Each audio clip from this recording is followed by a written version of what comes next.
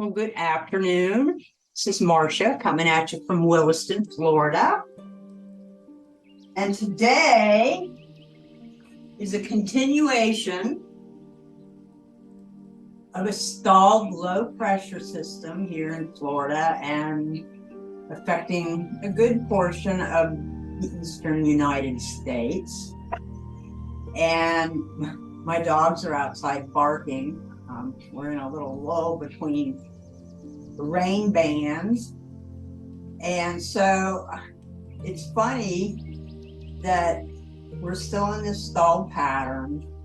And I'll tell you a little story about my day because it's a continuation of one that I've actually been going through for decades. But I'll spare you all the boring details and just suffice it to say that I've been going round and round and round and round and round with Social Security and Medicare, trying to get all of this done since I just recently turned 65.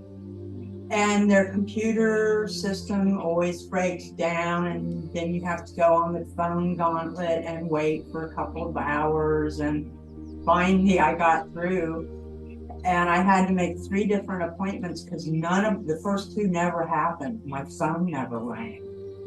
And so I had to go through this hamster wheel phone gauntlet thing 3 different times, and then again it continued today. It was chapter 4, and I thought after I hung up on the phone with the guy who's helping me out getting my Medicare all squared away, because he couldn't log on to the site today either. We just had to laugh about it because it was broken. I mean, it is what it is. So what you gonna do about it, huh? And I'll tell you something.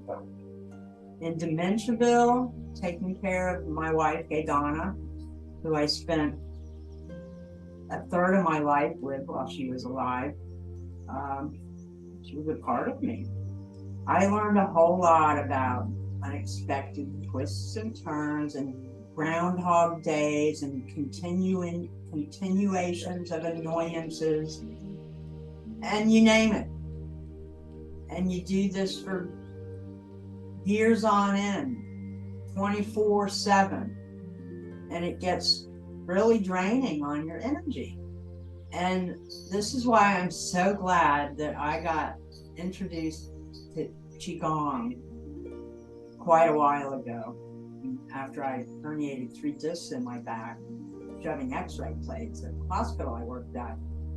And it saved me from back surgery. And then later on, with the 7 years of 24/7 dementia caregiving, I guess I subconsciously somehow remembered some of this stuff about breathing, because I figured out I could control my heart rate by controlling how I breathe, and I could control my breath even better by controlling the thoughts I think, which affect my heart rate and my emotions. So all of this stuff is intertwined, and it's very interesting to me. Then COVID came out, and I really heavily got myself re-inundated with Qigong and practicing it. And it's led to this point today where I'm in my 16th Qigong Chi-allenge. And so some of the exercises I'm going to do are all about flexibility and breathing, sometimes counterintuitively.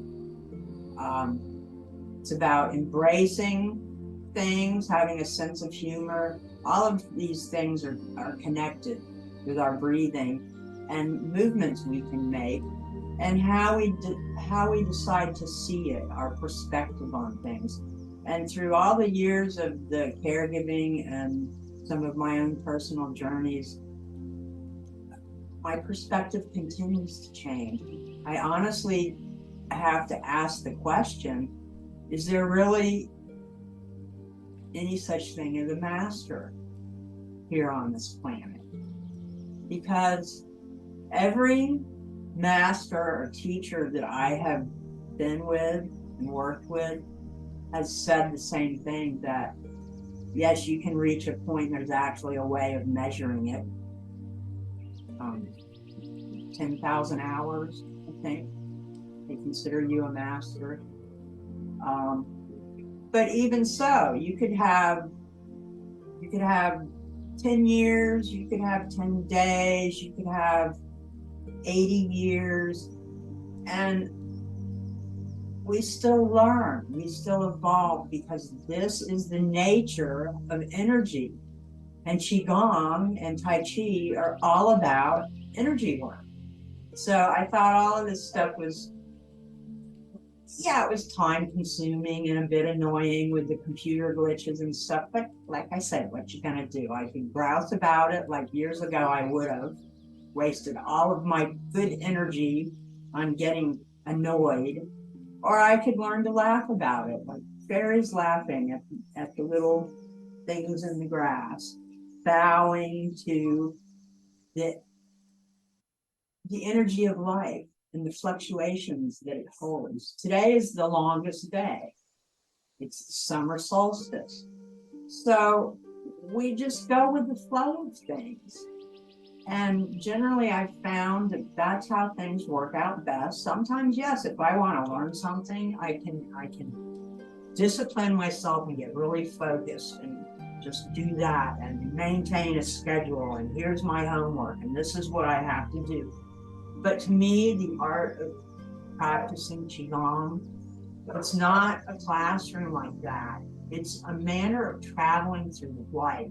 It's a way of moving with grace in all the situations we encounter around us and within us, in the world, in the whole world, in our inner world, in the outer world, with our connections with family, friends, strangers we meet in the grocery store. This is all our energy traveling around, bumping into each other, and we can either make it a harsh bump or a pleasant little dance.